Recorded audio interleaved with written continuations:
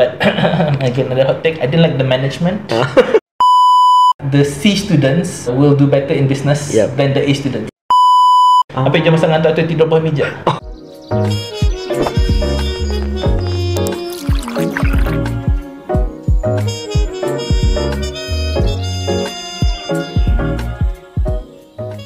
Assalamualaikum warahmatullahi wabarakatuh. Welcome to Seni Merch punya podcast. Hari ni lain sikit pasal hari ni aku memakai baju sponsor daripada BWN. So video ni walaupun dah direkod awal, kan di-post during Hari Kebangsaan punya period itulah. Jadi ambil feel pakai baju kuning lah. Yeah. So hari ni kita ni ada kita ni punya tetamu. This person, kalau siapa yang ikut Live Wire, Indah kenal this person, artinya Indah tiap hari ikut tu. So Ndesah. So he's a very well known person lah, especially in the business punya community. So without further ado, let's just welcome our guest today, Mr. Bobby. Yes. Welcome. Thank you. Welcome to the podcast.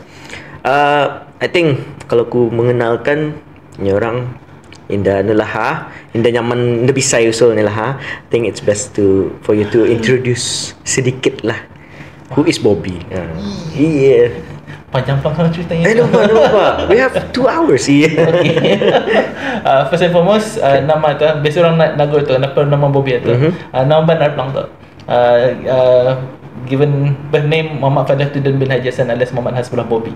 Darah pasport, darah IC. So it's my mother yang bagi nama, and then semua orang pakai nama tu lah, from school to workplace to even classes lah. So bukan nickname lah. Bukan nickname tu, nama aku nama benar. Hanya panjang kan, ambil yang paling pendek tu lah. I see. Yeah, so again, just call me Bobby saja, simple saja.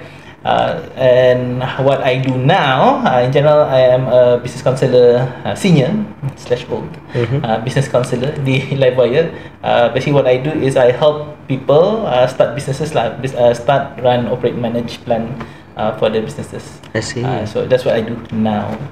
Although on the side, I also do teach people swimming juga. So banyaklah yang aku suka buat lah. Atau aku mau tahu tu sekarang swimming tu. Sekarang. Okay. Ini soalan yang selalu ku suka tanyalah. What is your first taste for doing business? First taste. Kira boleh dikirakan hot take pelangnya.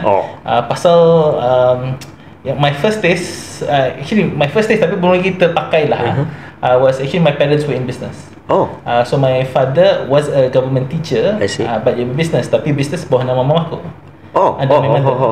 So of course he's passed away already, so bolehlah saya nak cakapkan dia kan tangkap apa. So I saw itulah how he did his business. Ada construction, ada restoran, ada apa lagi tu, kira itulah employment agency, banyak-banyaklah.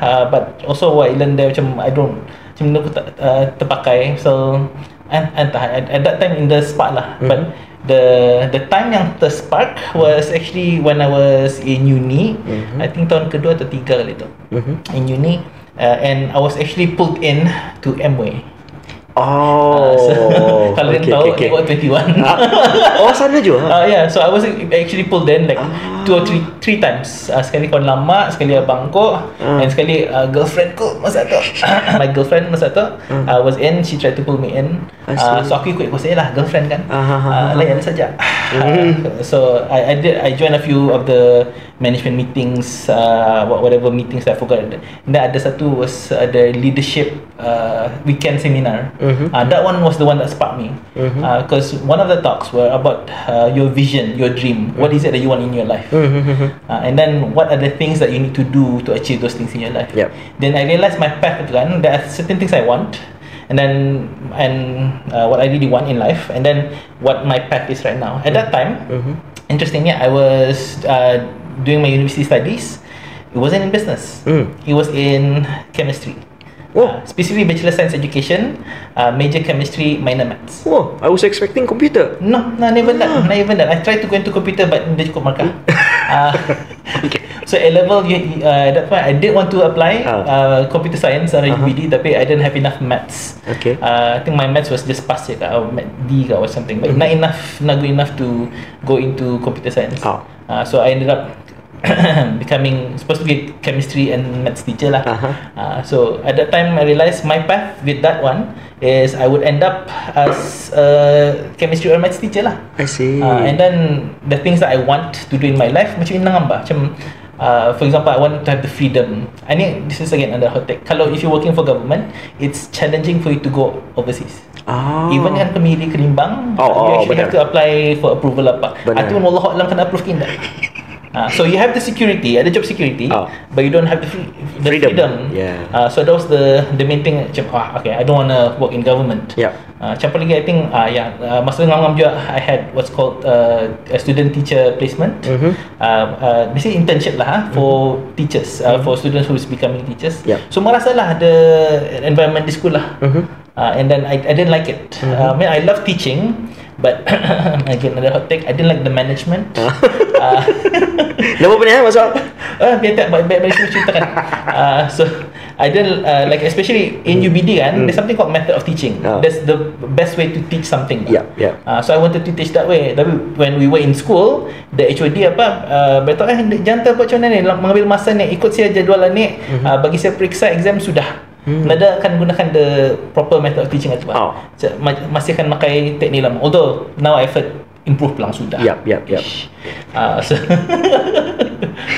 So yeah, I love to teach, but I don't like the environment itu. I see. So I ended up macam, okay, what can I do? Macam my path is this. What can I do to change my course? What can I do to change my life? To go towards the area that I want to go. So in the end aku brainstorming sendiri dan macam macam betapa je rasanya lah. Dan muhasabah. Muhasabah berhabis ni. Macam what can I do? Sekali that time pasal MWay je lah. One of the things yang MWay push you is ada buku Rich Dad Poor Dad by Robert T. Kiyosaki. So I macam dari sana, okay, aku baca lah. Yang aku challenge masa baca Rich Dad Poor Dad ni, apologies to yang MWay atau Network 21 lah. Only 10%, less than 10% cakap pasal MLM. Only less than 10% talk about business network marketing. 10%. Yang the rest is how to get rich, whether it's from business, from stocks, from real estate apa. He was teaching all the other ways of becoming rich. MLM is less than 10% of that. So di sana aku beli buku lagi, aku belajar ikut kursus lagi apa. So then I realized I want to do business. So okay. So your dad rupanya buat bisnes juga dulu apa itu? Artinya Masa Damit adalah mendangani apa tu? Yes, definitely. Sampai mendangani. So one of my experience mendangani Masa Damit is jadi cashier. My mom ada kedai runcit di Pakeng bertingkat. Sekarang being renovated or whatever. So aku jadilah cashier sana. And then pasal kedai tu hampir escalator, kadang jadi information counter jual. Mana jamban, mana ketuk duit, mana whatever lah. So bersembang dengan orang lah, dengan strangers, dan tukar duit apa tu. And kadang gajiku is kena belanja makan saja. Maksudnya ada express tu di bawah. So end of the day, express di bawah? Maksudnya sebelah corner sekarang ada nasi katok Mama. Sana. That's where express used to be. Okay. So atungnya my gaji. Dan pasal gajinya, the other one, my first taste of gaji is one of my father's business, but I didn't mention tadi, is agriculture. So farming. So ada macam sayur kacang panjang apa tu lah. So ia suruh aku menjualkan. So basically me and my cousin, kami membawa bakul sayur itu rumah ke rumah. And then itulah jual macam tabakan muka ni. Jual mau bali. Alhamdulillah banyak orang baik hati lah membali dari kami itu. I think pasal dorang ni kanak-kanak je. Kesian juga kalau mau bali saja ni. So samakan ceritanya. Sama dengan siapa ni? Pasal most of the entrepreneurs ni kan, kebanyakannya ada this first taste ni macam aku pun dulu jual sate, bali di pasar Ramadan, gerai Ramadan. Jual badil.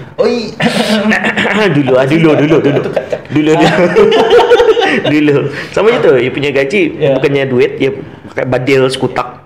Ya. Kanak-kanak Ya. siapa nak mau sudah. Aku pernah ambil tu gerai Ramadan di Gadong sekali, and ada masa barang macam perabot di bangunan Bumi Putra. That used to be the macam ICC lah dulu. I see. So orang berjual barang-barang masa bulan puasa tu. So ambil dah berjual sana tu. Ambil jam masa ngantar tu tidur bawah meja. Nanti cerita biniku. Sama masa dia orang berdagang. Sekali okay. Kira kan after Network 21 atau. Yeah. So what happened? I mean, you have found your path sudah apa ini? Macam I want to do business. So what did you do? Macam to kickstart apa satu? So again, that was the spark kan. Then I started to do research. Again, I think it's because my background is in science. So I'm a bookworm. So mengkajinya researchnya. So bukan saya satu buku Robert T. Kiyosaki atau Rich Dad Poor Dad. Aku balik and baca yang lain, Cash Flow Quadrant, The Secrets of Success in Business, whatever lah, banyak lah series bukunya ni lah. Until the point yang you ada pernah Robert T. Kiyosaki tulis buku sama Donald Trump. Aduh. Ada. Why We Want You to Be Rich. That was probably the last book that I bought from Robert Kiyosaki. So at that point I realised macam semua buku yang ni kan sama bah formulanya. So macam macam dapat dari kembali atau bukunya ni. Sekejap, ada buku tu? Ada. Yang sama Donald Trump? Ya, Donald Trump. I think 2 kali tulis buku sama Donald Trump, tapi yang satu tu yang Why We Want You to Be Rich. Ada masih? Di rumah ada. I mean di bookstore. Di kedai I think ada kan itu. I mean Robert T. Kiyosaki ada tu sectionnya, ada best assistant, ada tu a whole section atau Robert T. Kiyosaki. Ya. I think pasal orang MA juga selalu mempush buku tu juga, so lakulah buku tu. Interestingly, Robert Kiyosaki tu ada kontroversi dulu. Ia membash sistem sekolah. Atau Rich Kid Smart Kid. Bukan tu yang ia bash the education system. So in fact the general story is bapanya actually a superintendent of schools. Exactly. Apa dalam Melayunya tu yang selalu mencek sekolah-sekolah. Nazir. Basically Nazir sekolah, and then kawan bapanya ni orang kaya. So ia belajar dari dua-dua, and ia nampak kalau kan jadi kaya jangan ikut bapanya. Benar. So again baca buku, and then I found out ada kursus dulu sebelum ada iCenter. Sebelum iCenter je lah. Sebelum ada DARE, ada something called Pusat Sumber Piawaian dan Keusahawanan. Di bawah MIPR yang sekarang MPRD. So sana ada kursus Melayu dalam bisnes. Ada keluar dah Little Brunei lah. Tahun berapa tu? Before 2000, I think 2014 was when there was ditubuhkan. Established. 2015. So before 2015, and I joined the courses sana around 2006, 2007. I see. I was even incubated sana. They even have an incubator program. Masa tu Life Wire sudah belum? Life Wire aku ikut juga. Tapi Life Wire masa tu ada 3 kursus ni. Bright Ideas yang asas keusahawanan, BISOM, the intermediate, and then the leadership camp. 3 tengah ada masa tu. Yang kursus di pusat sumber ni atau pusat keusahawan lah. Orang lama tahun ni. Baik macam-macam lah from management, tapi yang masalahnya dengan kursus arah pusat keusahawanan semuanya bahasa Melayu. So imagine writing business plan, menulis rancangan kerja. Ada basic accounting, kursus asas kewangan. Ui, nak dapat imagine tu macam mana? Payahkan melayukan semua. In fact ada kalau this one course namanya titik putar balik modal. Oi. Advanced bunyinya, apa nama Englishnya? Break even point analysis. Kira break even. Tanya kalau kan tulis semuanya ni. So interesting, my exposure to entrepreneurship education ini is both in English level and ada arah pusat keusahawanan. So itu yang Melayu. So aku boleh ngajar dua-dua. I know the translation, tapi bida translation. Benar. Waktu tadi break even tu aku pun Allah fikir aku sekejap apa. Kalau when you said break even senang lah. Ulang balik modal. Okay. So, Melayunya bida payah orang faham. So some words you have to keep it in English lah. Belajar. Itu yang di Brunei tu. And I think 2008, interestingly, aku kena racun lah untuk ikut kursus kan mau jadi kaya. Aku belajar dari Cita Pudat antara kan jadi kaya, going to stock investing. Stock investing atau forex trading, whatever lah, trading lah. So 2008 I had kan belajar stock investing, stock trading. So tu Malaysia. Itu pun gila paning kan belajar.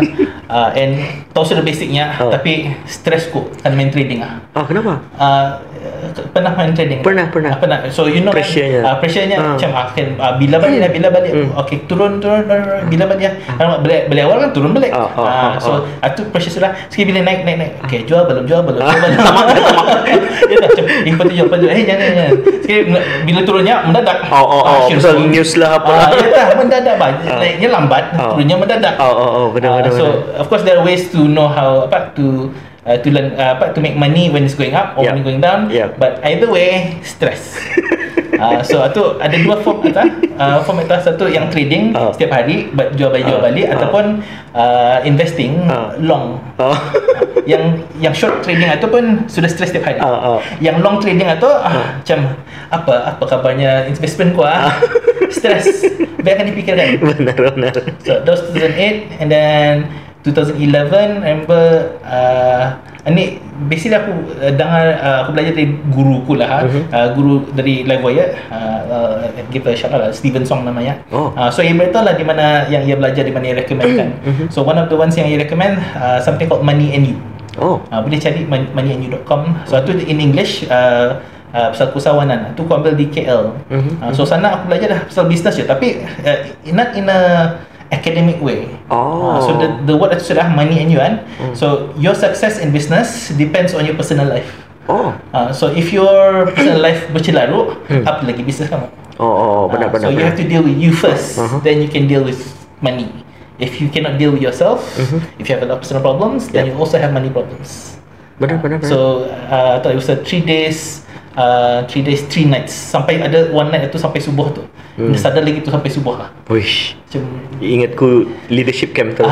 Yes, exactly. So ada ciri-ciri dari manianya tu aku ambil masukkan ke leadership camp. Aku masih tidak percaya tu how do you keep your energy tu I mean masa kami leadership camp, kami sama-sama ketemu orang pagi-pagi. Yes. Ketemu orang pagi-pagi pakai boat sama-sama, landed di resort itu. Terus program. Yes. Lepas tu on that same day You say Friday, Friday. Programnya sampai ke 12 ke 1. Pagi petang malam. 1 pagi. Itu yang Sabtu pagi. Sekali esok pagi. Esoknya which is the day sudah. Sunday. Pukul 4, pukul 5 ada timba orang jogging. Berlari sebelum hiking. Sabtu berlari dan hiking dan kayaking, dan malamnya kursus lagi sampai tengah malam. Cuma anak kan tu. Macam mana boleh? Aku mampu. Awak. And lagi satu. Okay. I have the opportunity ikut leadership camp. Lepas satu ikut another program on Monday-nya.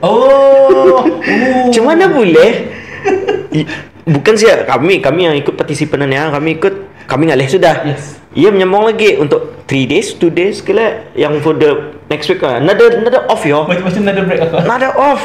Macam kan tu? Okay, so pasal this question, you know kenapa aku tanya this question? In business kan kita ni stress buat all those things. We need that kind of energy yang that driving force tu kan.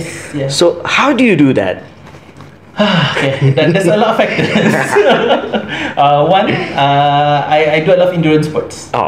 So I do running, I can do marathon. I've done a few ultra marathons, although officially I missed one lah. Ultra marathon. I've done Ironman, which is Ironman triathlon. So 3.8 km swim. Sekejap, di mana? Di Langkawi. Serius Serius kah? 2019, just before COVID hit. Serius kah? Yeah, I did. Langkawi is the toughest One of the toughest. The bicycle, a lot of hills. Ada bukit di Brunei yang cukup. Yeah, so I'm not the only one yang in fact bukan toughest. Aku pernah cuba Ironman tu 4 kali. 3 kali gagal. Okay. The last one Langkawi tu lah. Langkawi tu, yeah. That's the cheapest one. The cheapest one that you can do. But the hardest. The cycling saya lah yang payah. The swimming is relatively easy. The water is calm. The run is flat. Basically keliling airport. So it's flat. It's the cycling yang mampus lah. Berpanas-panas bukit. Imagine kau pernah ke Sungai Liang. Sungai Liang tu buat that route 6 kali lah. Yang kena ke Labi tu? Yang ke Labi. Sampai flat and then naik balik. Just in case orang dah tahu what is Iron Man, kadang kena fikir yang Marvel tu bukan Marvel Iron Man. Yeah, so it's a triathlon event. But specific distance. Kalau triathlon, swim, bike, run. Iron Man triathlon is 3.8 km swim, 180 km cycle and 42 km run, all in one go. In how many hours? Cut off time is 17 hours. 17 hours. I did in 16 plus lah.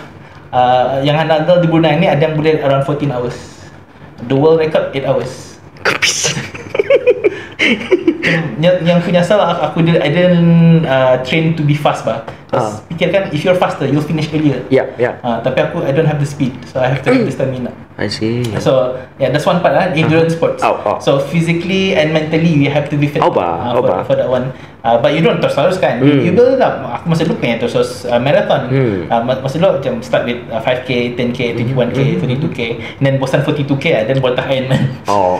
Campur dengan barang lain. Macam apa lagi macam masih ada tenaga apa yang buat so you train to do that. And then in terms of yang live wire, because I've done a lot of training sudah. So macam awal sekali tu memang ada. But the more I do, the more I used to it.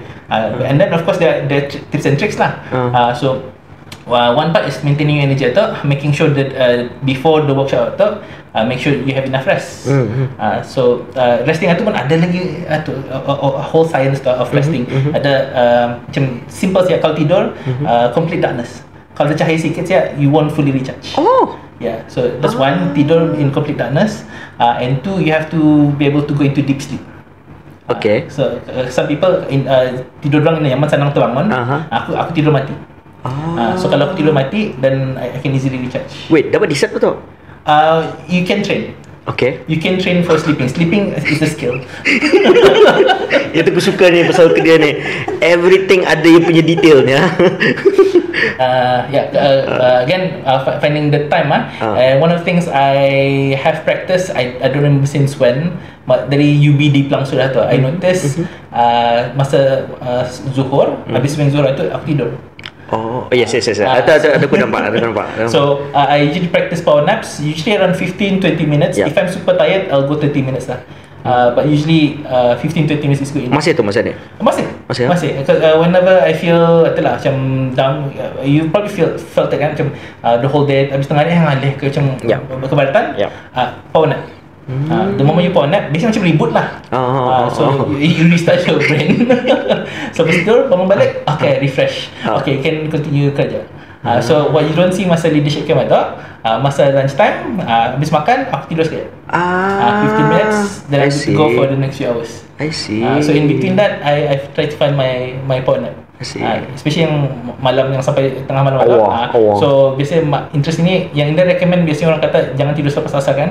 Itu rasanya tu. Itu nyaman tu. Itu tidur masa asar. Dia dapat tidur malam. So you learn to manage lah. In fact, I've tried something called Uber Sleep. Pernah dengar? Indah pernah. Basically itu. I really practice it, tapi you can practically wake up most of the day, another 4 hours straight, 6 hours straight sleep. Maksud? Macam let's say biasanya orang bangun let's say pukul 5-6 lah. And then throughout the whole day, then tidur pukul 10 ke 12. So basically from 10 best time 10 to 6 lah tidur 8 hours. So that's the typical sleep lah. Yang what I'm doing now is called biphasic sleep. So I sleep around 6 hours. So biasanya pukul 11-12 tidur, pukul 5-6 bangun. So I only sleep 6 hours, but I need to sleep masa tengah hari tu. I see. So I have two times yang aku tidur tu. So then the worst case akan pakai Uber Sleep is I've tried 15 to 30 minutes sleep, and then 2 to 4 hours bangun, and then repeat lagi. 15 to 30 minutes sleep, then 4 to 6 hours bangun. I've done that for 1 week. Sekali apa jadi efeknya? Efeknya awal sekali cuma kan ngantuk, tapi bila ngam the time itu ngam, so I can stay up the whole night. Yang payahnya apa nah? Nda pedah. Di Brunei ni nda ada apa-apa di mana-mana. Lo ni maksudnya lah ada bingka pakai. Brunei nda pedah tu. So plus you still have to deal with people kan. Hari apa pagi petang whatever you have to deal with people, so it's difficult to find that time to have that sleep, so you can stay up the whole day. So it's possible. You can probably Google this up. Ada tu some people that practice it. I think someone called Steve Pavlov, I think. Okay. He's famous for practicing that. And I think I remember reading some cases, some CEOs practice that. But then problemnya for them, most of them, kalau seorang-seorang boleh. Bila berdangan, have a family, payah dia. So again, either you adapt to that person's life or they adapt to yours. So most people won't be able to adapt to that. So being able to fine-tune the sleeping time itulah. So to recharge, so before workshop, during workshop, and after workshop. So aku pandai-pandai. In fact, kalau if you notice masa balik kalau leadership kan biasanya aku tidur dalam bus tu. Faham. So again, another skill lah. You can sleep anytime, anywhere. Faham. So one train atau train your energy. So endurance sports lah, running, swimming, cycling. The other one is planning your rest. And then being able regarding with the planning your rest atau being able to rest anytime atau not a lot of people can do that. Even my wife pun complain kadang macam tidur lah sofa macam tu ni. So sedang mengampai. Ampai tidur sudah. Pasal I cannot imagine your energy. I mean aku masa last year aku shrink down sekejap. Sekali I do some workouts lah yang macam ada rutin pagi-pagi cardio apa tu kan. Itu pun sudah aku punya mental fokus fokus berhabis macam dah ada lagi kan terfikir macam all the side stuff apa tu kan, all the funny stuff tu. Everything narrows ya kan. Sekali tapi aku nak dapat maintain that lifestyle. Yes, unfortunately, that's the challenge. Unfortunately, pasal sudah tiba-tiba makin banyak benda lain. Especially bila ada keluarga, bila ada anak payah hati. Understand. Sekali to the point hari tu aku bawa tu anakku pakai stroller pagi-pagi kan, macam pukul 6 ke 7. Aku bawa pakai stroller betul. Tapi start ada anjing di kampung. So kampung mana-mana kami start kena bubut. So dia tunggu lagi. Atau ada caranya tu. You shouldn't run actually. The more you run, the more you bubut tu. So ada anak kan macam no. I understand that you're scared for your kid. The more you run, the more yang ngangkat tu. But boleh tu. Maybe if you worried, have a stroller yang ada basi. Basi tu. Kira macam supaya protect lah. Okay. But that's the thing with endurance sports kan, especially if you do it in the morning lah. If kalau anda boleh masa aku training Ironman dulu pagi dan petang. So 2 workouts in one day. So what the side effect of that? One is the mental focus, because when you're doing something kan, you're focusing on that saja. So then when you do something else, it carries over. The focus itu ada. The other thing is the energy. Because people think when you do exercise habis energy tu. But the thing is with exercise, the more you exercise, the more access you have to the energy. Technically lah, you have unlimited energy. Macam ni banyak storage lah. The problem is accessing the energy. Sekali macam if you macam sudah masuk untuk memikirkan bisnes apa tu with that kind of energy tu, macam mana kan tu rasanya? I mean curious juga kan tahu. Kalau business tu, macam usually for me lah, when I did my business is more of passion. Macam I see the need so for example, my first business dulu was just satu makanan lang lah. So simple, everyone needs food. Orang dah mati. So berjual, bayar orang guna, okay jual and dapat duit, okay that's good. Tapi masalah with business food, aku I don't recommend it lah. One, it's oversaturated, and two, sendiri pun makin berisik. So So at some point I just Rasa rugi lah pula buat sports tapi nyaman makan. masa tu aku buat sports tau. Okay. Ada pelang habit but not as much as I do now lah. So makin bising tu, so I decided to stop food based business pasal it's affecting my health. Itulah. So the next business I saw masa tu ni more of an interest lang. So aku suka IT komputer and then I saw an opportunity, ada orang menjual komputer bukan komputer school, cyber cafe dorang. I think around 2006 I think. 2005 ada orang menjual. So wow, ada orang menjual aku balilah butang apa. Kan membeli all these computers, kan buat cyber cafe. Tapi aku minat tapi nak pandai. Pasal dah pandai business baru experience, the market was dying sebenarnya. Internet cafe. So my mistake, didn't do market research. I saw the opportunity. I thought I saw the opportunity, but I didn't do market research. So penting ni penting. Banyak orang rasa, oh ini opportunity sini, ini opportunity sini. Masuk. But boleh lah if you can afford the loss. Mana saja, just go mana yang melakat ikut saja. Tapi if you don't have that much resource, research dulu, mungkin tak. Masa tu I technically didn't have the resource personally. That's why I borrowed money. Risky. So when I ran the business, I realized nyawa ikan business Macam if I just one more person, rugi tu business So minimize I try to minimize the cost, and then I saw macam makin menurun saya the pattern. Even though I did a lot of marketing masih menurun. So, you can't do anything when the market's going down. So around that time banyak sudah orang ada e-speed. Mobile phone sudah ada internet, ada chatting sudah sana. Tapi akan pakai komputer lagi. So I didn't see the market trends masa tu lah. So the next business I did, ni buat ikut passionless sikit lah. Tadi interest cuma suka saya ni. I saw the need for ICT training. So aku masa dalam itu ada tempatkan belajar komputer, ada pelang tapi mahal. So the cyber cafe I converted to computer school. So di sana I saw the need for it, the demand for it. Dia pelang sebanyaknya sampai untung bandar, but it's enough to sustain, one, and two, you can see the results so from doing the computer school, I saw some students dorang upgrade ke sekolah lain ke. So ada satu when I was doing the computer school, the certification aku pakai masuk, it's called ICDL, International Computer Driving License. So itu dikirakan accepted by MOE as 1O in computer studies.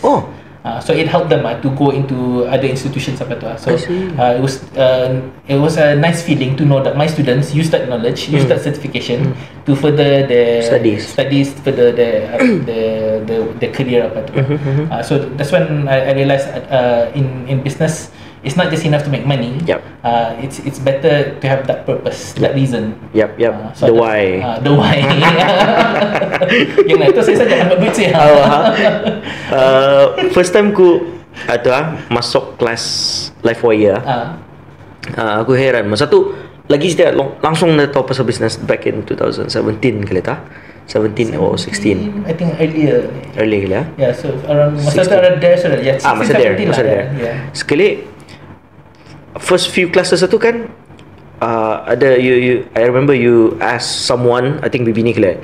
Why sampai yang macam terbang terus. Yes. Sekali okay, kalau masa ni aku faham lah. Macam pasal ada sudah access to that knowledge apa tu kan.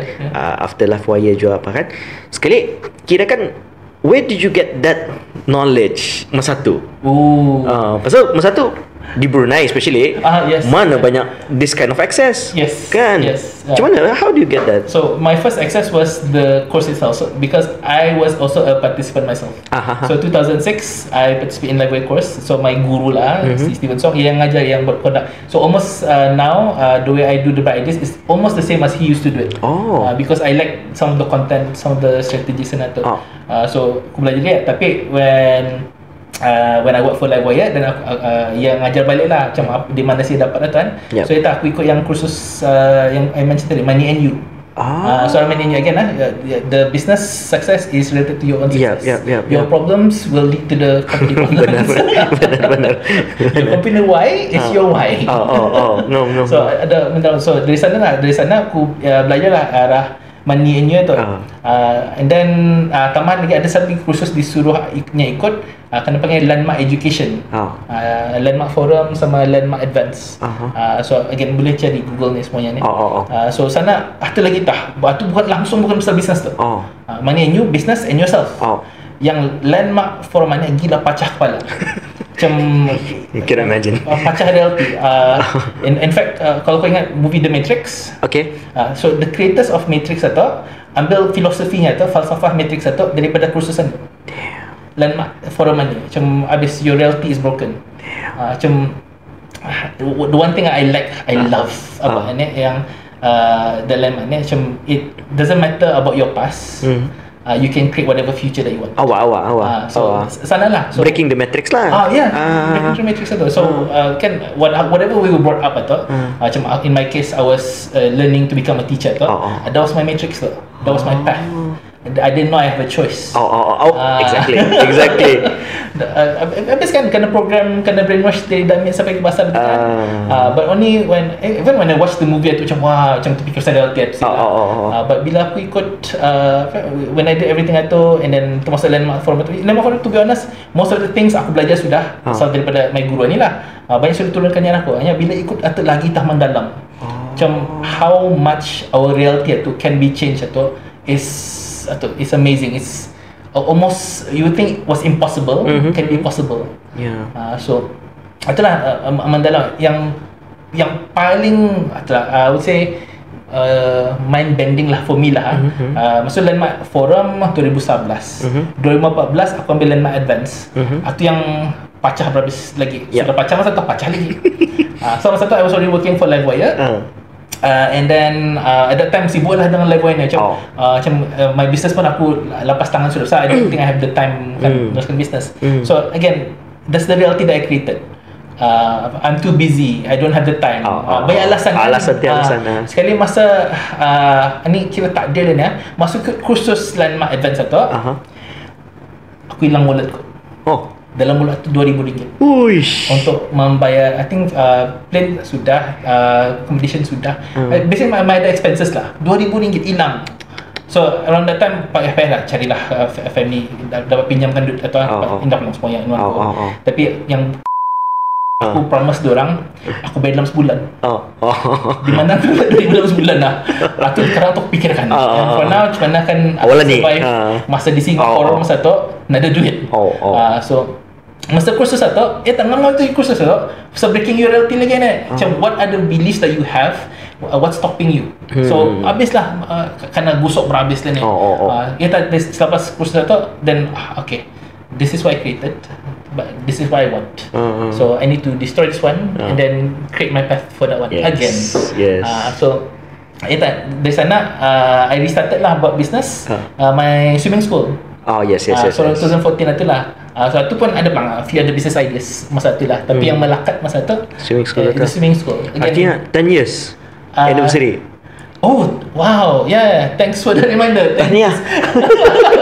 10 years. Wow. So cuba saya simple saja. The starting for that simple saja for the swimming school tu. Ada WhatsApp, masa tu WhatsApp sudah.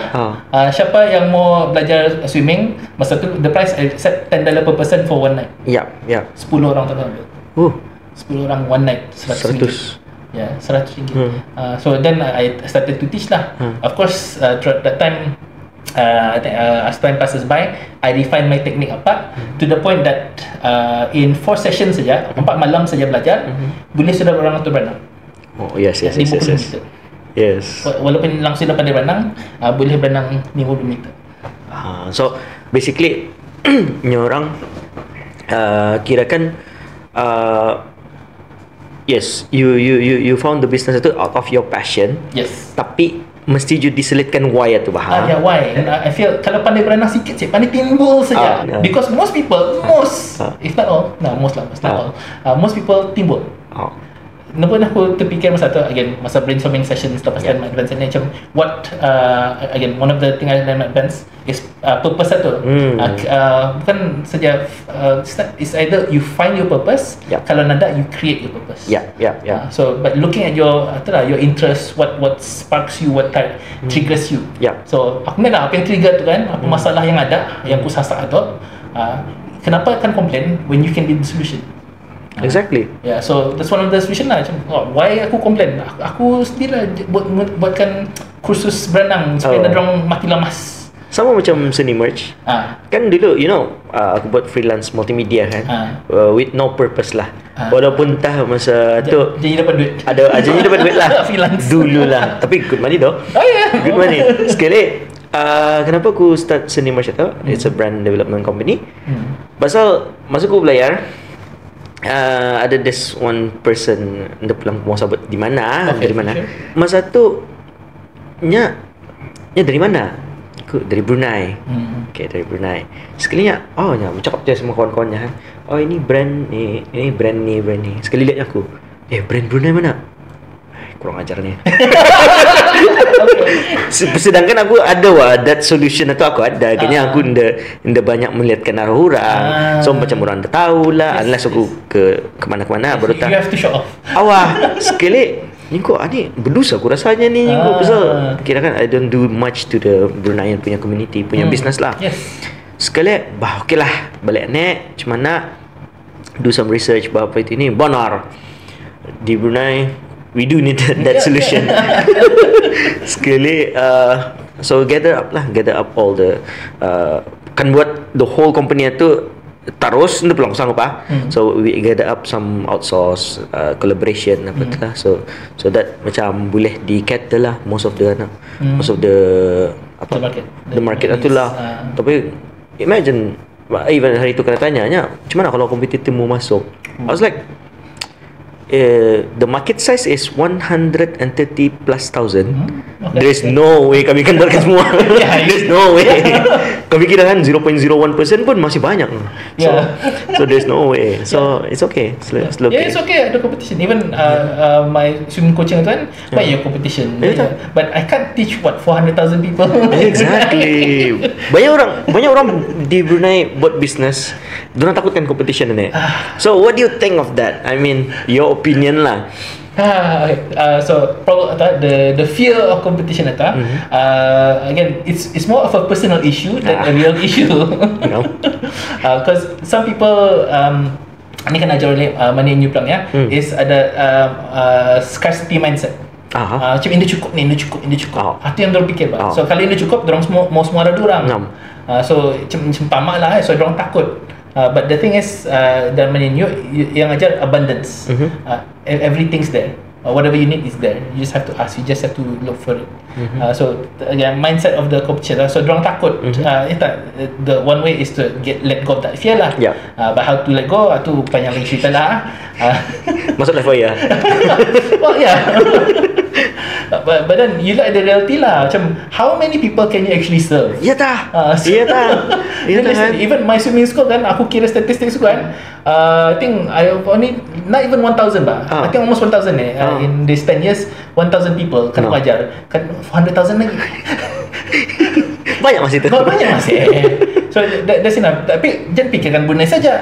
So potentially you can go overseas juga. So kan Brunei kan.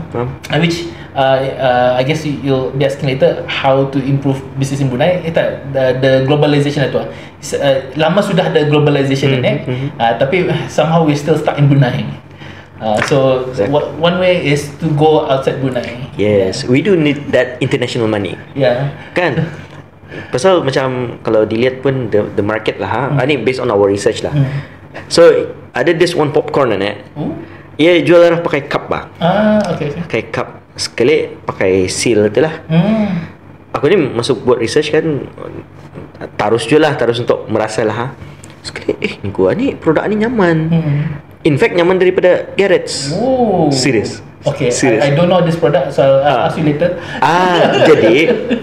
Jadi what Bruneian punya produk lacking is actually bukannya the rasa, is actually the visual, the presentation.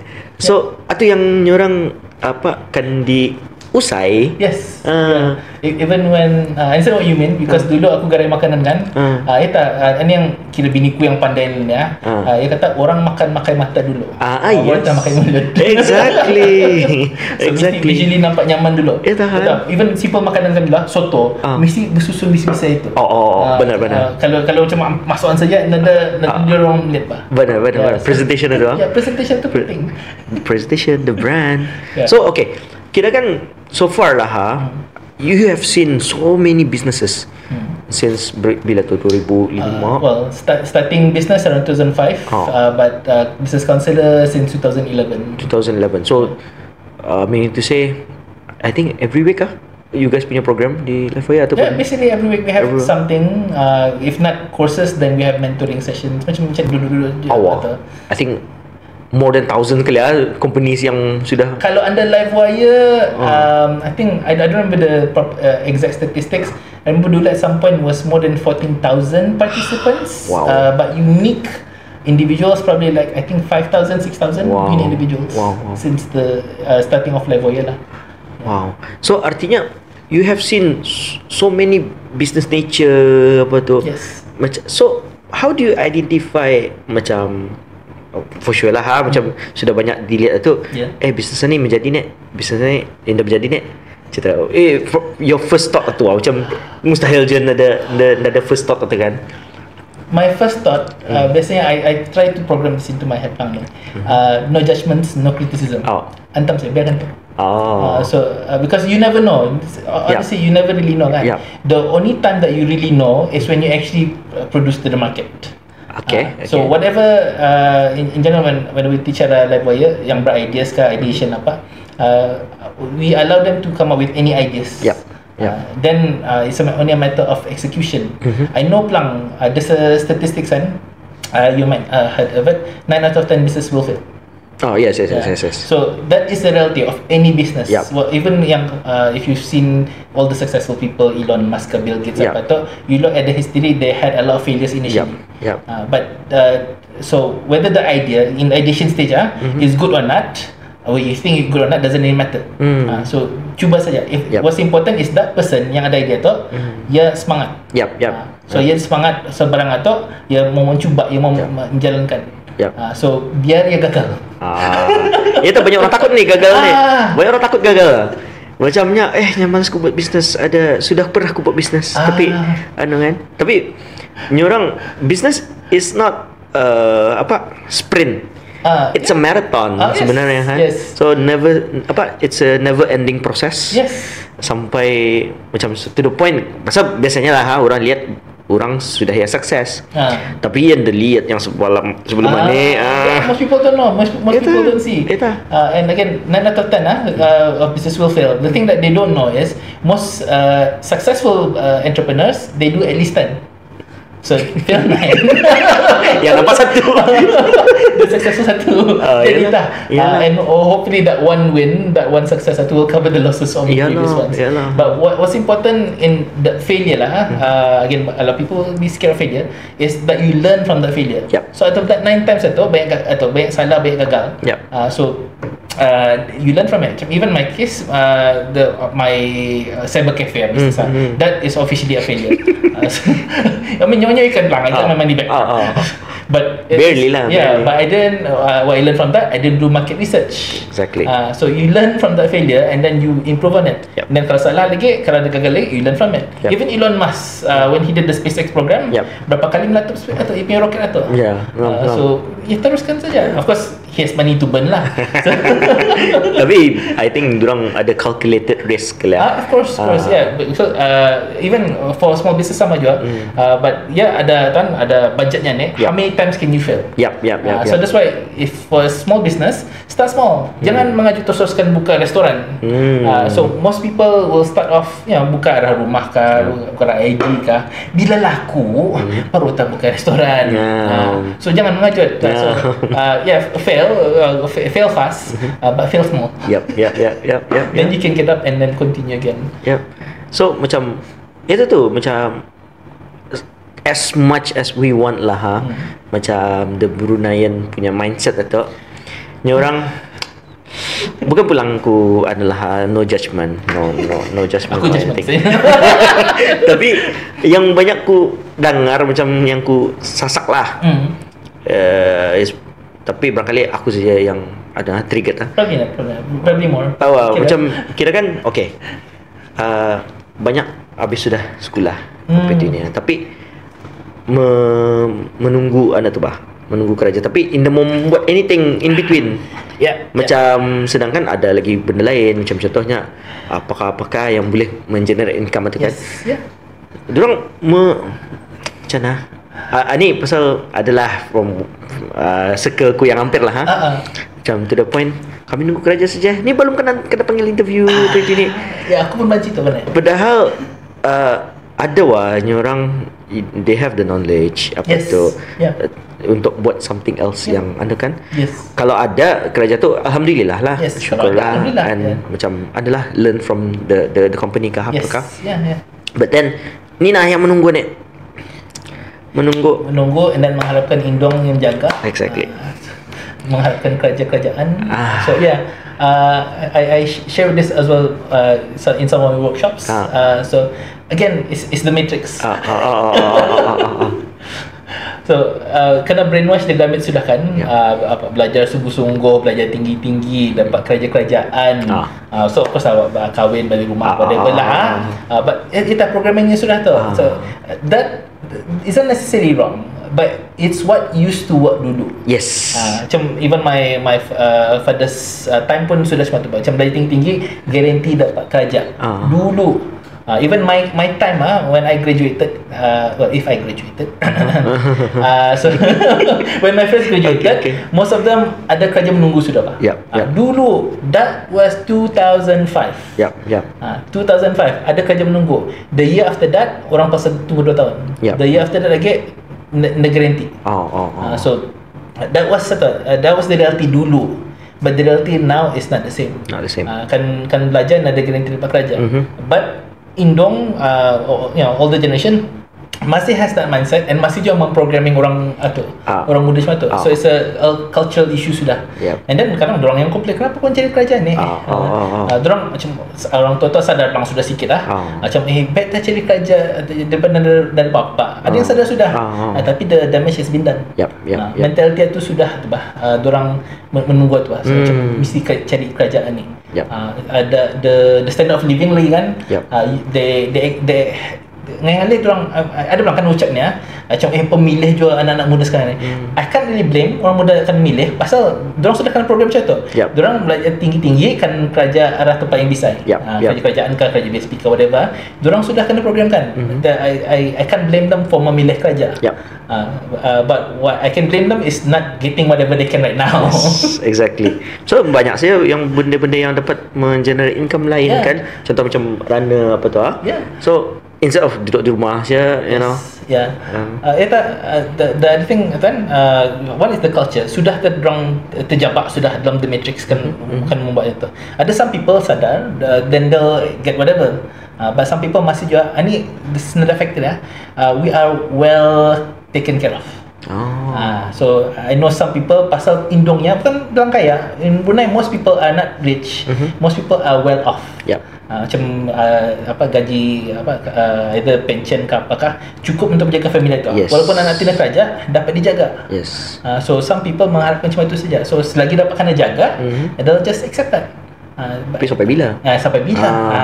Especially if you have something that you want tu bah. If there's something that you want, kenapa tunggu?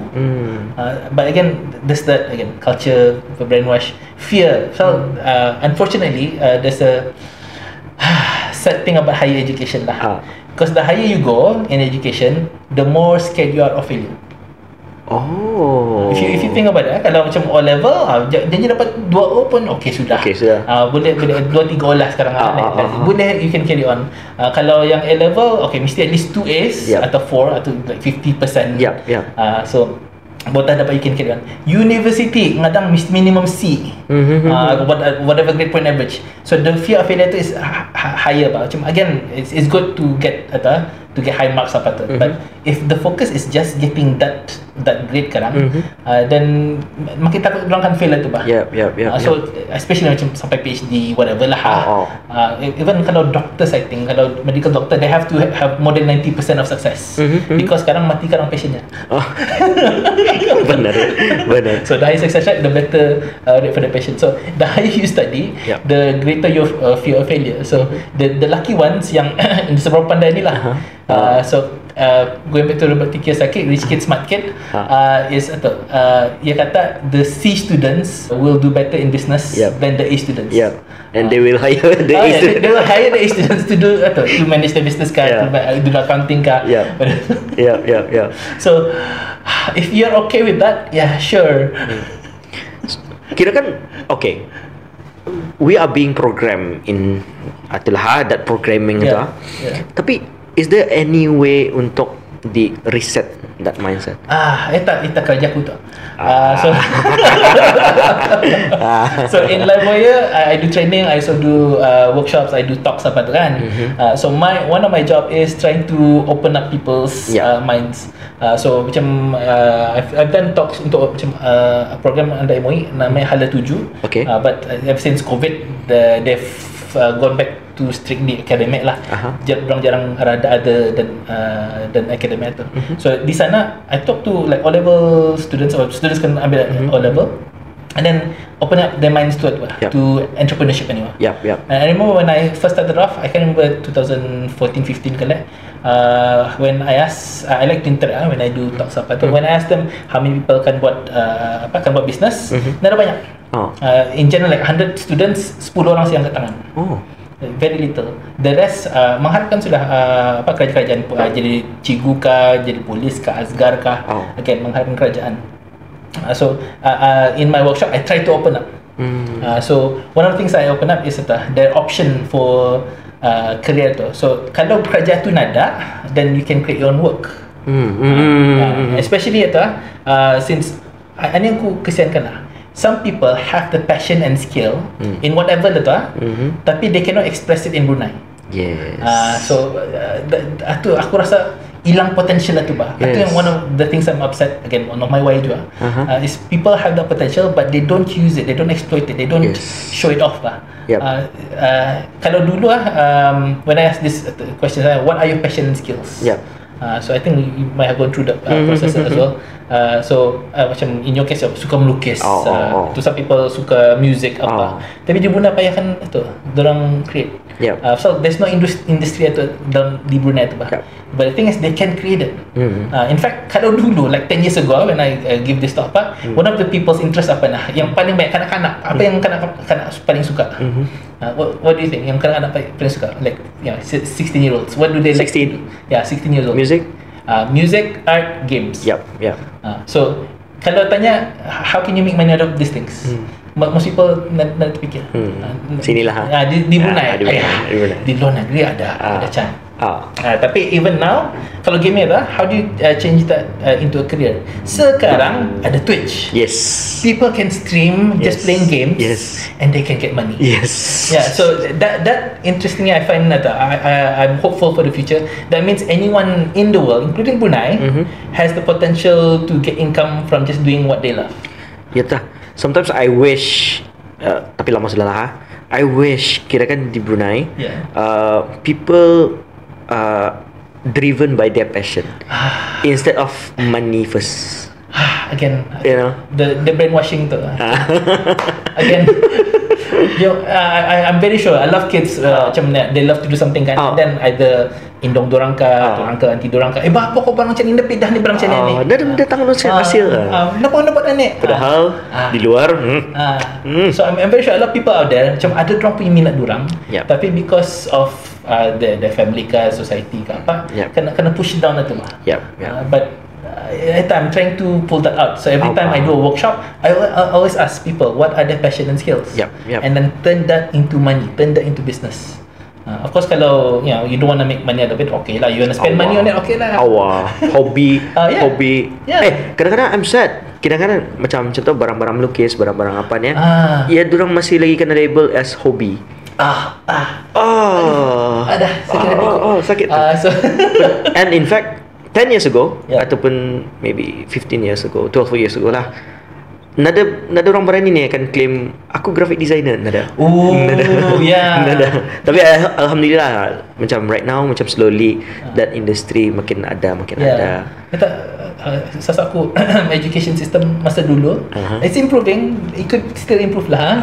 Macam even ni yang orang tahu, I used to go to Mahat Islam. Yeah. So there was no art, there was no computers. The two things I like. So one of the reasons why I left Mahat was because nada dot.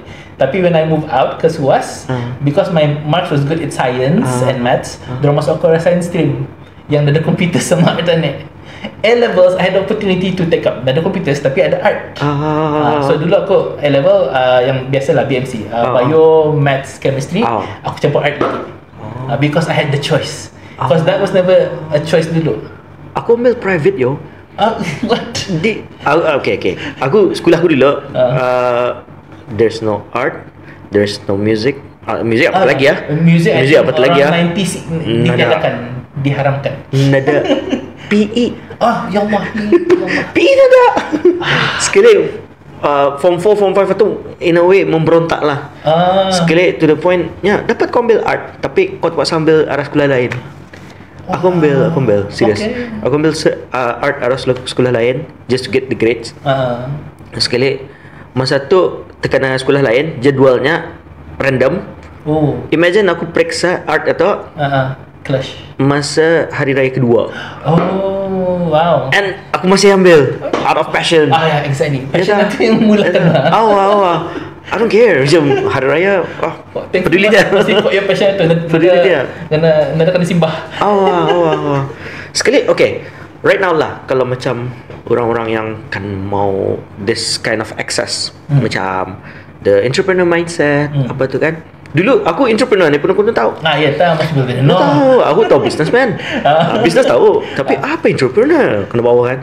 Sekali, macam mana dorang kan dapat? I mean, kira kan Life for You is one way. Yes. It's a good platform. Berhabis aku daripada ndak tahu langsung pasal business, masuk Life for You, ndak pulang terus macam go through lah banyak prosesnya kan. Tapi I think it's a good starting point lah dari Life for You tu. Pasal colet ni yang mengajar ni mengajar ni.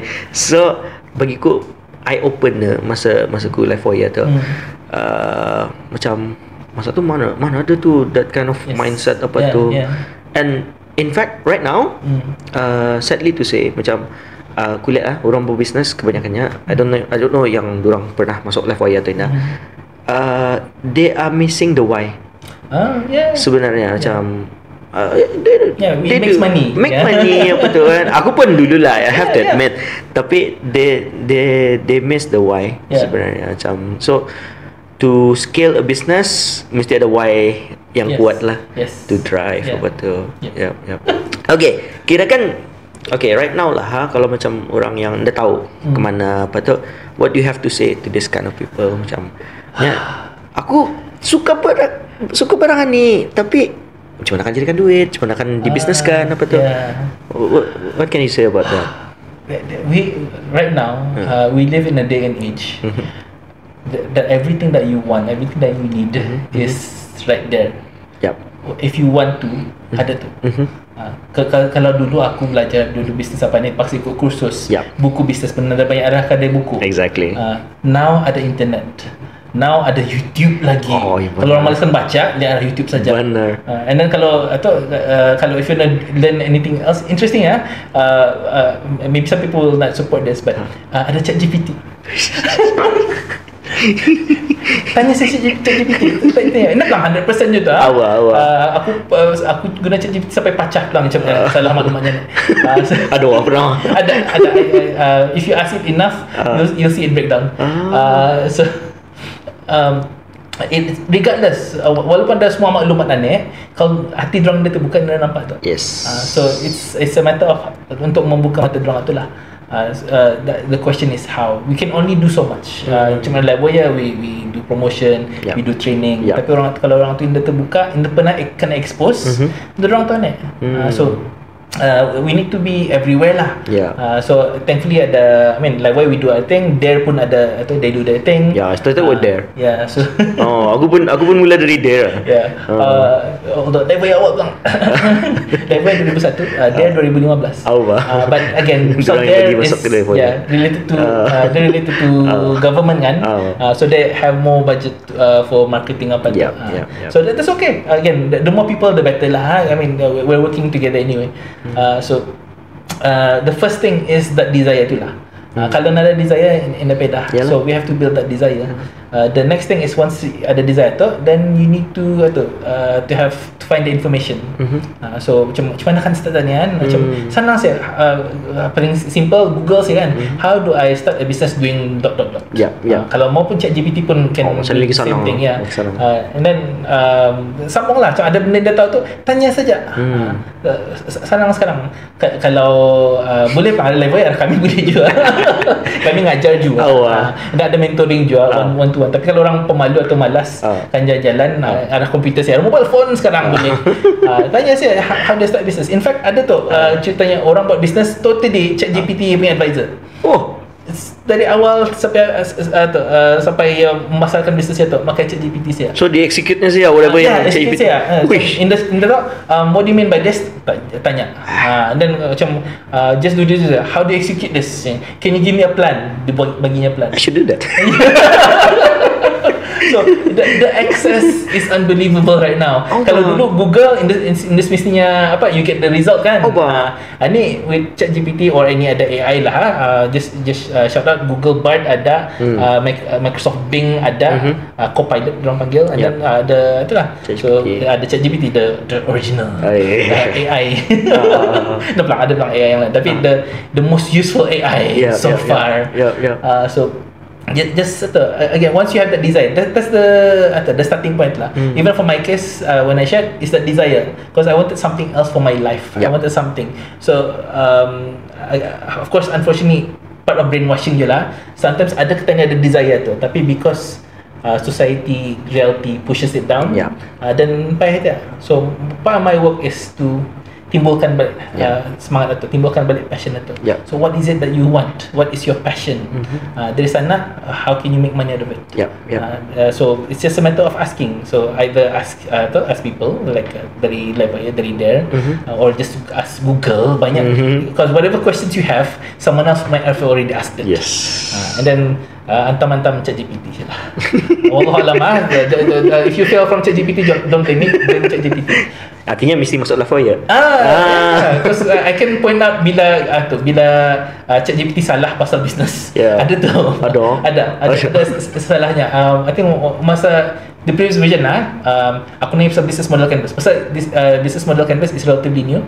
Macam business plan. Sekali bagi aku lean canvas. Terbalik. Betul the key atau keyword. This is not business model canvas. This is lean canvas. Sekali reply. I apologize. That is my mistake. Blah blah blah. Baru bagi business model canvas. Okay. But it's learning. It's learning. It's good enough lah. For a beginner, I would say it's good enough for a basic plan. But kalau mau mendalami lagi for real life expert, as a real life person lah. Pasal yang aku suka juga kalau Livewire punya platform, punya program, kan kita ni networking sama orang. And every program atau I think wajib ke lah yang that session yang kami grouping up, lepas tu come up with some idea and buat a plan out of it. I think wajib pilih business usually a business plan series. So I'm teaching how to write a business plan. So the way I teach it a business plan is I teach each module and then I have a group discussion and you present. And by the end of the session ada your draft lah business plan. So it's mandatory, and as you mentioned, that's one of the good things. So it is. I would call it mandatory because cara mengajar kan is kalau lecture saja, ini semuanya masuk. So what I like to do is group discussion atau lagi masuk when you discuss with other people, and then when you present, dan you mendalami lagi, menghayati lagi, dan when you explain it lagi masuk tu, lagi ingat tu, because you remember what you say. You really remember what you hear. So I think the point that we're getting to, so when you're in that group discussion, you're networking with other people who have the same interests. Then you can that's something maybe I guess you can't get from ChatGPT lah, from online. So when you're gathered with people, then you can find people with the same interests. I guess this is the push lah for people to join a real life workshop or class. Is you can socialize, because you can only do so much by yourself. As strong as your passion is, as much money as you have, you will always need partners. You will always need a team. That's the reason aku masuk esok. Okay. 673 startup yang di level okay, may balik ko na yan. I need to see the list. I haven't seen the list. Orang there pun hari tu. Bejo kami membarukan isi kandungannya sikit. Orang there pun hari tu nya. Habiskan kau sapu kau lagi. Teruskan. Pasal I need that kirakan combination of anak tu lah, kira mindset kan. Yes. Pasal okay, ini curious saja, curious question okay. From that mandatory session activity adakah out of them yang dibuatnya benar-benar benda tu? A few. Serious? Yeah, I would say a rough estimate is out of all the workshops that I've conducted, maybe atau 100 atau maybe 10 yang buat benar-benar. Macam dia ke hati terus buatnya benar-benar. Yeah, ada yang benar-benar. So again, 9 10 business will fail. But at least they started off with the idea. I wouldn't say yang start and then terus succeed. Tapi ada mungkin start and then they might have failed and then they try another thing again. So ada. I can't say that terus dorang success with the idea. But at least kalau macam yang belum ada idea untuk buat bisnes apa tu, it's a benchmark lah dari sana. Yeah, you start ada idea, jalankan. I mean, it depends on what program that we do lah. But the idea with the program yang 673 ni is to actually help them push sampai benar-benar berjalan lah. Kalau yang dulu yang ber-ideas kan bagi idea saja. So from there may or may not start. Again, 1 out of 10 will start. But the idea with start 673, hopefully 100 masuk, 100 memulakan. So okay, bolehkah tu share sedikit about the 673? Awal iklan 673 ni. So officially ni nanti postnya selepas. Okay, sure. Selepas tu. That's okay. I mean, technically before you started. Officially kena panggil startup 673. Don't know why English and Melayu. Local code. Local code. So startup 673. So the idea came in general lah. On one part is because collaboration sama Dare. Because we've been doing almost the same thing almost the same workshops. Sometimes we've Livewire has done workshops for Dare as well. So we've been working together. So we're trying to streamline everything. So instead of macam parallel programs macam kiri kanan balik lah, escape Livewire, escape Dare. So temukan saja. The thing is it's similar to yang Dare punya bootcamp punya program. Where it starts from ideation to actually start up the business, which we also learn yang level Malaysia they do something similar. Yang our business awards competition, biasanya siapa yang mau ikut lah. Tapi this time we start dari awal sudah. Register tu tarus untuk the business awards tu. So ada kena mention jangan bawa the initial the current business yang bawa. So it's we want startups. So again startup 673 one of the definition of startup is it's a new business under 5 years. Under 5 years. Less than 5 years. Wait. Ini boleh lah. I don't know. Tapi hari tu kena warning pulang. It's totally new cakapnya. You can play around. Atau cut lah. Boleh masuk. Boleh masuk. Kalau bisnes yang simple, nasi katok. Technically boleh bilang but one of the definitions of startup 673 is ada innovation and scalability. So if let's say nasi katok, how do you make it innovative and scalable? So ini boleh orang curi idea ke if they want. So itulah boleh order nasi katok online delivery seluruh Brunei. That will be an innovation. So you can so whatever idea you have, tapi you can technically still reach that. Question is how do you make it more innovative and more scalable? So you can. Okay. Yeah, so starting registration, ikut kursus, ada programnya, and then ada lagi because it's ada innovation kan, innovation plan. Ada dengan build, so ada kena split lah into the builder track orang panggil and non-builder. Builder track is orang yang buat developer. Okay. Macam kalau buat IT, buat software, buat website ke apa. And then the non-builder, for me builder lah masih is the business people, the marketing apa tu. Berpacah. And then bertamu balik for whatever project yang itu yang aku interested tu. So that's the other key in the startup analogy juga ni. We have stakeholders who might don't take my word for this. It's not 100% guarantee. Who might be your customers terus. So ada projects, if you can solve it and then you can create it, then you already have a customer. You might. Okay. But if not diorang, then the public lah.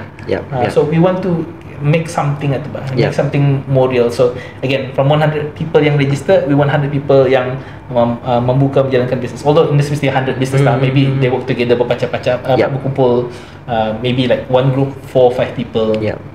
So boleh lah. Of course ada some people awal-awal tu guarantee mau jadi solopreneur tu. Misalnya mau seorang-seorang. Aku mencari partner solo tu yes boleh. Tapi if you want to scale up, you need more tu. More partners kan. You need more partners, more teams, more team members. So kirakan aku lebih percaya kalau lebih banyak otak berhubung. Sel-sel otak yang berhubung lebih jauh lah kita boleh agak. More kalau in terms of CPU lah, more CPU, more solutions. More answers. So you need more people lah. But as much as strong as you are, 5 people is definitely more stable. More better, more smarter than one person. Walaupun seorang tu genius. Walaupun seorang tu genius kan. Apatah lagi aku yang the genius. Although ada ego pula tu. Kalau orang genius memang ada ego. Aku boleh buat sendiri ni. Which is one of my problems. Aku ni genius. Ego tak boleh lah. Even genius, kalau orang pandai mana-mana, then they will need a team. On that note, I just I think a few weeks ago I just finished watching Oppenheimer. Oppenheimer tu genius. Tapi masih je perlukan specialty yang lain tu. Seorang dia dapat buat atom bomb tu. Mesti ada yang pakainya in different sections. Sama dalam business. Boleh pula seorang buat everything. Technically you can, not the best way, but you can. Seorang buat the product or service, seorang buat marketing, seorang buat finance, seorang buat admin. Seorang-seorang tu. I've done it before. Berjalan. Tapi lambat. Yes. Tapi kalau ada 4 orang, seorang buat product service, seorang buat marketing, seorang buat accounting, seorang buat admin, lagi lancar. That's the reason. Ni more to a personal question lah. Okay. Personal question. I mean for myself lah. Aku yang curious kan bertanya. What do you think of the business punya scene masa ni? I mean kalau di compare to maybe 10 years ago in terms of penerimaan orang untuk membuat bisnes di Brunei and the mindset macam mana? So fortunately, it has improved. Alhamdulillah. It improved a lot. I mentioned when I used to give talks, only 10 people. Now when I give talks, almost 50%. Almost good. 50%. But itu ada IBT level lah. When I ask arah IBT, a lot of people sekarang arah IBT level tu terbuka sudah akan berbisnes. I think ada entrepreneurship program dalam sekolah tu, so diorang pun terbuka hati sudah. Ada pula masih keras kepala yang memulakan bisnes. Ada pertanyaan tu, siapa yang keras kepala yang memulakan bisnes? Ada tu. So it's okay. If you don't want, then you don't want lah. That's the door. No lah. Motor terbuka hati aku. So aku layan saya lah dulu. Ajar saya dulu. So in terms of the youth's mindset on entrepreneurship, it has improved. Kalau dulu I would say 10%, now I would say 40+% lah. I don't know about O level lah. I know IBT about 40%. It could be better. I mean, especially coming from business school, yang a bit of disappointment lah. Business school. Nama saya business school, not semuanya akan memulakan business. They might be open to working in the business, either become whatever manager ke accountant kah, office clerk kah, but they might not be open to start a business because again, one of the problem is kurang confidence satu lah. Oh wow. So again, kena brainwash dia dan sudah. So that's in terms of the youth lah. But in terms of people akan menerima ataupun has improved, not as much as I would like it to, but it has improved. Adalah. Ya, macam orang tua sekarang pandai orang kata entrepreneurship sama usahawanan ni sudah. Ada sudah. Macam bisa je usahawan tua, apa orang cari kerja sekarang ni. I think it's a parent yang anaknya pengen cari kerja. Ia menerima sudah hakikat itu. Ada sedar diri sudah. Betul. Dan macam been done. By this, diorang menerima. Kalau yang dulu bapa kan tu business ni. In fact, I remember when I was in a gathering dulu it seemed like a derogatory term macam jangan semua tu orang dagang tu orang dagang. I don't know what that means. Macam berdagang kan, orang business. Macam it's looked down upon even another form of entrepreneurship, agriculture. Pertanian. That's also looked down upon. Benar. Padahal it's what we need. Food security. Cuba lihat Thailand. Thailand, Cambodia, paras. Petani mahal dia orang. So the mindset itu masih tertutup lah. Macam the idea of keusahawanan sudah. But certain keusahawanan is not accepted as well. Pasal the idea kan pertanian ni aku kerja office. So itu masih telah terkacau, masih not developed lah. So the mindset tu kurang. Although we do have the facilities, so ada macam IBT Wasan atau sekolah vocational agriculture. So ada pertanian, ada orang tu. But I would say more than half usually ikut sana pasal nak ada pilihan lain. Last choice last choice. But again, Live Wire pun ada kerjasama dengan diorang. I think in let's say 20 people, I'd say 5 people yang benar-benar mau sana. So at least adalah. So don't make it 25% lah. So 25% di sana yang benar-benar akan mau berbisnes. Kan barangkali diorang belum lihat hasil duitnya. Aku masuk melihat kajut ke. Most people don't understand. They feel like it's a lowly job, but the thing with pertanian lah, depends on which pertanian. In general, lambat kan dapat duit. So usually macam padi siap ataupun takes a lot of capital, a lot of equipment apa tu kan. Macam tunggu kalau melihat the finance lagi tu bulan 1 2 3 4 5 keluar rugi ni. Tapi bila harvesting boleh balik modal terus tu. Benar. So most people don't see it. So unfortunately pertanian ni we've been kira itulah kan kata brainwash lagi lah. Kena biasakan quick money, quick cash itu. Tapi kita ni kena biasakan delayed gratification itu. Bersabar bersabar untuk mendapat hasil itu. We want quick result ni but in the digital world, yes, you want fast action, fast results. In ada business macam pertanian, we need time. So kan bersabar kan dapat hasil itu. Hanya ada risk pelang tu if something bad, Allah alam. Macam kalau certain business macam durian 30 tahun lama kan. So lama kan tapi sudahnya ada hasil. Masya-Allah berapa tu balik dapat dari sana. So it's a matter of patience lah. One, patience, and two, I think patience doesn't come by itself. Patience comes from the knowledge that about the future. That you know that something's going to happen, and you're going to take advantage of that. So knowledge is important. Knowledge is very important. Very important. The right knowledge lah. Yang aku dulu belajar sains apa ni. No offense to the sciences most of it is not that important. Most of it. Ada pula. I mean, without science we wouldn't have this technology apa ni kan. For some people, yes, that's where they go to. Tapi the innovation comes from those technical people working with the business people. So kalau nak ada the business people ni, the invention apa ni, nada sebar ni, nada orang tahu ni pasal all this technology. Mesti ada tu. We need to have a good match lah. So interestingly kalau dalam sama programs mesti ada 3 jenis orang dalam bisnes. Satu manager, satu hustler, satu hacker lah. Ya, orang developer yang menguruskan technical person, yang suka berjual berdepan orang, dan orang pandai menguruskan bisnes. Yes. Mesti ada good balance itu. Yep. Lupa kau persoalan tadi. Artinya seorang dah cukup. Seorang dah cukup. Boleh pulang, but the better, the more the better lah. Yep. Yeah. Business memang banyak orang buat business. Banyak orang business is business Tapi business with branding, what do you think of that? Macam mana boleh a bit higher level kalau business yang ada branding ni? That's an easy answer, especially if it's coming from you lah. Technically I'm just backing you up. So most people don't think about it. In certain businesses, they're lucky enough brandingnya datang sendiri. Yes. So yang paling obvious di Brunei ni, the word nasi katuk. Yes. So datang namanya Allah alam, ceritanya basically anytime any day, katuk saja ada atau orang datang menjual nasi, so jadi nasi katuk, so that became a brand name. Yep. Unfortunately that business inambil advantage. Benar. Kau tak ambil advantage saja, they'll be the main nasi katuk in Brunei.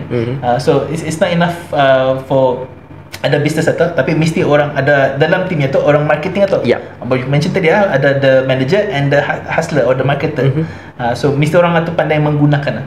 So if you compare kalau semua nasi katuk, semua jual nasi katuk saja, nama pun nasi katuk whatever, then orang terpakai.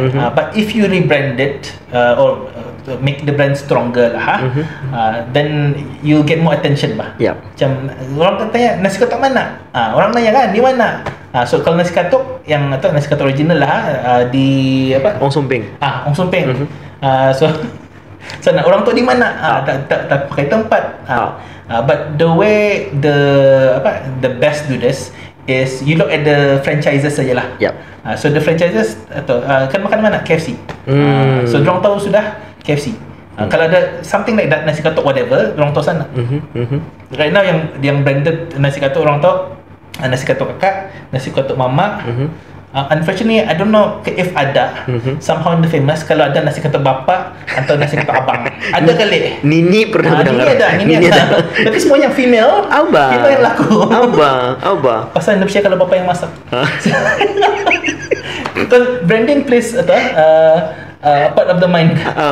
So I'm sure you know this, coming from branding story is ini cerita kalau orang gembala kambing, bukan kaus lembu, orang nak kerabau atau lembu, so tahu siapa punya, so mesti ada branding sana. Orang nampak branding itu, saya ni punya ni, senang orang cari, senang tahu siapa. So kadang nasi katuk pun ada, kalau boleh paling simple nasi katuk branding saya. Ada namanya sudah ngam, that's one. The other thing is they put that in every single product tu bah. Mesti even nasi katuk musa bagi chop saja. Sudah orang tahu nasi katuk mana ni. Kalau nada orang makan nasi katuk mana ni, yang dijual sana, nak tahu mana. Kan mencari balik payah. So branding itu supaya orang tahu terus masuk. Kita namanya branded So kalau dulu binatang itu yang ada brand, sekarang branding ini lembu orang. So macam mana kan disimen dalam itu. Kalau orang tahu saja, automatic orang mencari. Look, as I mentioned the franchises, orang mau ayam, automatic orang fikir biasa KFC atau ayam. Express kurang pun sudah. Salah satunya. Tahu macam mana boleh aku start minat pasal branding ni? Pasal apa? Dulu kalau kita ni belayar kan, kalau kita ni naik RB ke apa, arah dia punya utensil, kan ada logonya kan tau. Yang utensil yang basi kan ni dulu. Yang basi. Hampir yang basi. Yang basi dulu. Sekali ada every single thing tu ada dia punya aroma. Piringnya ada logo kan. I think the second one yang buat aku minat juga arah kedapatan dia, arah Dragon Ball. Logonya very simple. Banyak logo di sana, banyak logo sampai aku balik tu bukunya. Banyak logo, tapi the placement tu very macam strategic. Macam contohnya arah capnya, arah ininya, arah remember arah punya baju apa tu kan. Every single tu lain-lain tu. So macam dari sana, oh ya ni barang ni walaupun dah ya a symbol awal-awalnya a symbol, tapi orang dapat identify barang itu. So that's how it started lah. So it's sampai ingat kan? Ingat. So some people think branding is just the logo. No. It's more than that. It's what the logo represents. Abang. So again, it's related to your why. Because your why, if your customer has a similar why or a relevant why, they will resonate. Dorang akan vibe dengan your idea tu. So kalau dorang terpakai kamu atau your ideas, then they will use you. So I mean, yang simple di Brunei ni dorang mikirkan mudah dan murah pulang. That's when I say kata famous. So if you have a value meal, I think that's why KFC, Jollibee they have the jimat meal. Jimat meal. Senang orang ingat. Makanan murah, makanan fast food yang murah di mana? Mungkin Jollibee. MK jual lah, tapi it's not as cheap as it used to be. Naik harga. And gambarnya accurate berbeza. Although mind you, apparently now iklan makanan ini boleh tunjukkan makanan. Benar. To be precise, India suruh tunjuk makanan kurang sihat. To be precise, sayur sama buah-buahan boleh. Boleh. If you research it, yang sihat boleh. Tapi unfortunately not a lot of food is healthy. So payah sikit dorang kan iklankan barang dorang, tapi fortunately branding sudah melekat. Tunjukkan KFC bucket, ada makanan, orang tu ada ayam dalam sana tu. Yang calinya juga ni from one of my client lah, yang dulu buat tu kan. Awal-awal buat logo saja. Sekali macam masa tu aku suggest lah all this branding apa tu kan. Rupanya dia explore-nya lagi. To the point ni original businessnya. Sekali tiba-tiba ia boleh jual merchandise out of sana. Sekali boleh attract franchiser dia. Sekali macam just because of the identity, the branding, the logo. Senang orang ingat kan. Hopefully makin banyak orang faham lah benda-benda macam tu. Interesting. You would think kalau branding ni is only for a product or a service saja. But interestingly, it can apply to many things, and especially if you notice now, macam Twitch, orang streaming, orang ada branding dorang. So ada logo dorang, ada color scheme dorang. Boleh jual tu. Boleh jual merch lah. And then it's so much but because again the idea of macam simple, the Twitch streamers itu people identify with them. People like the ideas, people like what they say. So they want to be part of that. So they'll buy whatever merchandise that they have because they want to be part of that. Sense of belonging. Sense of belonging. Wow. Boleh masuk hierarchy of branding. Boleh. Let me put that note dulu. Because I like masuk hierarchy of needs. It can be applied to anything. So apparently ada ke tu masuk hierarchy of needs for branding? To be specific apa? Okay. So masuk hierarchy of needs. So ini biasanya untuk menjaga orang kan. Kalau menjaga employees atau menjaga students. So the first one is survival. Janji dorang kena jaga. Cukup dorang gaji dorang cukup untuk dorang makan. And then the next one is safety. Tempat tu selamat. And then ketiga social. So ada kawan, ada dangan. Next is self esteem. And then final one is self actualization yang dorang promoted. So kalau dalam business biasanya aku bagi idea kalau akan buat business yang banyak orang berguna, let's say masuk cycle ni satu. So bawah sekali makanan, di atas tempat yang selamat akan makan. Social needs tempat makan yang dapat orang berkumpul. Self esteem ni yang branding lah. Orang suka kan makan sana, macam kan show off makan di sana. Free marketing. Free marketing. Is compare apa tu. And then self actualization, kalau orang kaya akan makan di mana. Now I'm thinking with branding atau macam the first basic branding is your who you are, your that you exist. Then the next one is safety. That brand is safe. That brand nada ada konflik ke apa. Pekan sampai sini kadang konflik whatever. And then the next one social. Ada dangan yang suka. Branding atau. So you socialize it with people. And then the self-esteem, that brand gives people a sense of pride. Dorang suka bila dorang pakai brand itu, dorang rasa bangga. So itulah self-actualization masih kumikirkan. Equals to Nike. Iya. Itu kan simple branch itu it has to fulfill that person's need bah. So ini some food for thought lah kalau kumikirkan lagi. Good luck. You have all night. Ya, aku banyak ni apply masuk saya needs for other things. Ya tahan. Pasal macam ni orang, aku kira kan jenis orang yang curious minded. Curious minded meaning to say I need to fill with knowledge every day lah. So masa habis life foya tu I kind of rindu that that environment tu. Tapi masalahnya aku habis sudah semua program masa tu. Now we have a lot of master classes. That's why masa ni when they open up more programs, aku indah mau lepaskan peluang lah. So biar dia orang cakapnya kau ni indah mau habis belajar, peduli. Pasal every program, every classes itu I get something new lah. Walaupun tak pernah sudah kena beritahu, tapi barangkali masa tu nak masuk kah, apakah tertidur kah? Mustahil tuang tak, unlikely. Kalau berjalan kan jarang orang tidur. Mustahil tuang tak. Tapi it all started daripada life foya there. Yang paling ku ingat benar-benar masa awal-awal sekali. Okay. Macam masa tu calinya aku masuk dia tak mencari kerja bah. Ni kau ada kerja kosong indahnya. Kami ajar business di sini masa di UBD tu. Sekali I think a few programs lepas tu I don't remember dari mana exactly which class. Ada yang cakapnya okeynya kita ni orang business, kita ni serve untuk orang yang bekerja. So they have the money. So if we serve them, tolong dorang solve their problems, kita ni dapat the reward.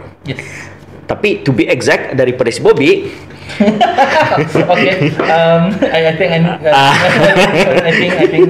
teruskan. To be exact, kalau yang si Bobby punya phrase, you create an awareness on the problem,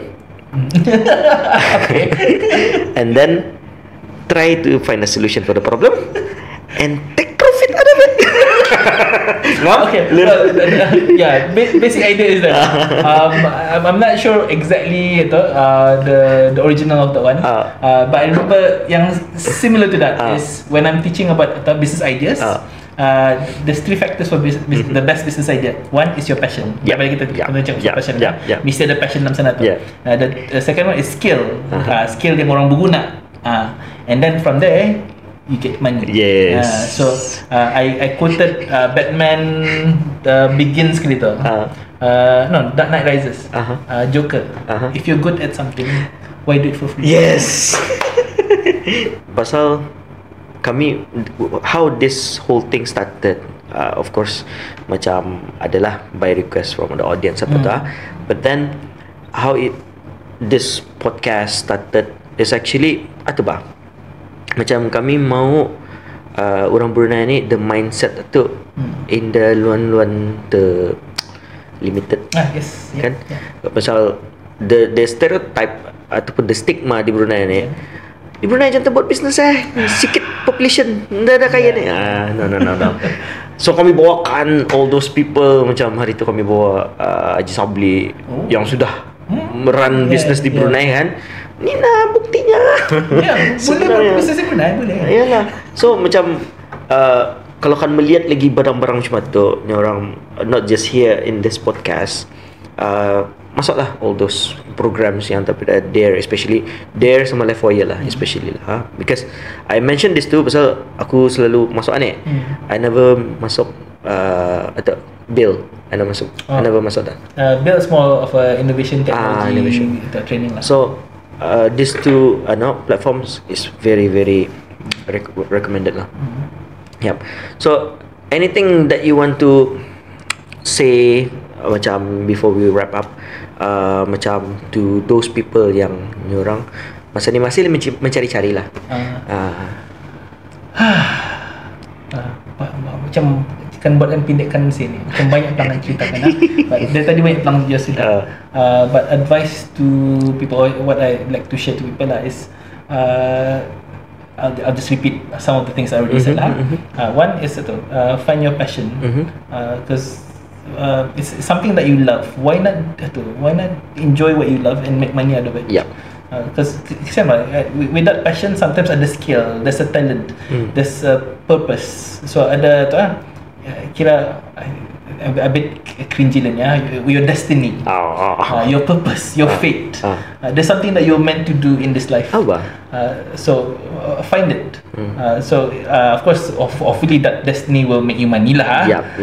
Some doesn't, some is sacrifice, but hopefully that will lead you to for profit.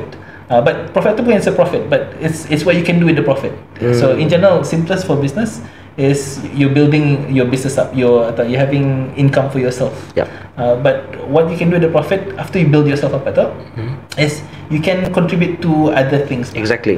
So simple in Brunei, like again, Shell is the biggest company in Brunei, and they use a huge portion of their profit for community development. Yes. So question is, what do you want to do? Bukan saya make money from what you love to do, but sometimes there are things that you love to do that will cost you money. Yes. So what is it that you want to do? You want to contribute. So if you can make money, the more you can contribute. So again, just follow your passion, make money out of it, and then if it costs you money, then just make more money. Because there's also the stigma of being rich ni salah atau berdosa. No. So yeah, I don't know. Macam kalau especially religion, sometimes orang kata takabur atau membesarkan diri. Depends on your intention lah. What is your intention? What do you really wanna achieve? So menolong orang bukan saja untuk menunjukkan diri, tapi menunjuk orang pasal you feel the need to, you feel that desire. So just follow your passion saja. And the challenge will be actually doing something about it. But the support is there. Just find the support. So one support is the training. So the training paling simple, you don't even have to go to level just go online. Go online, you can Google, you can YouTube, all the information that you want is there. Although the thing is, with information online, it might be too much. Some of it might not be applicable to Brunei. That's why I remember when I was reading books macam Robert T. Kiyosaki tu kan, some of the things macam senang kan kaya ni, tapi nilai peraturannya yang di US saja, yang di UK saja. Di Brunei doesn't apply. So kalau mau tahu yang applicable ke Brunei, best to go to Brunei Express lah. So that's when Livewire and there comes in, because we're the people who have been in the industry for a while now. Kalau Livewire lebih dari 20 tahun sudah. So I just ask that lah, just ask for help. And follow passion, get support, and buat saja. Kalau gagal lah, belajar dulu. Belajar dulu kan, buat lagi. Kalau buat lagi mesti atau yang sama di bidang sampai ingat kalau salah gagal buat lagi. Because it's not one go terus dapat bah. It's a process. So you build it up, but you can only improve by doing. If you don't do anything, then you can improve. If you can improve yourself, you cannot improve others. You cannot help others. Some people are driven by their ego untuk membangunkan diri. There's nothing wrong with that. But if you want, you can if you want to help other people, you have to build yourself first. If you can build up yourself, nolong orang kepisan saja. Macam kalau orang berenang, ada orang lamas tapi dia dapat berenang. Macam nak nolong orang. Benar. So if you want to help other people, you have to help yourself first. So although some people will argue, you help other people then you help yourself. Boleh je tu. But in terms of survival, help yourself first. Kalau mampu, help other people first. Kalau mampu, kalau tidak, help yourself first. Kalau emergency, oksigen tu kita dulu. Yes, oksigen dia sendiri dulu. Walaupun boleh pelang bagi anak tapi dia but help yourself first. So develop yourself. So develop yourself financially, mentally, and itulah economically. Yep. So in terms of business education apa. Yep. Yeah. I wish we have more time sebenarnya, tapi ya kirakan unfortunately we don't have much. So thank you so much, Bobby. Thank you for having me here. Thank you so much, really appreciate it. So kirakan kalau yang masih mencari apakah di bisnes kan apa itu ni, just find a way. Paling senang ke Livewire, ke Dare. Ni jumpa dorang ni, dorang makan kamu ni. confirm dorang makan kamu.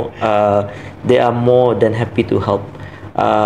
Pasal aku pun went through that process back in 2016, I think. 16, 17.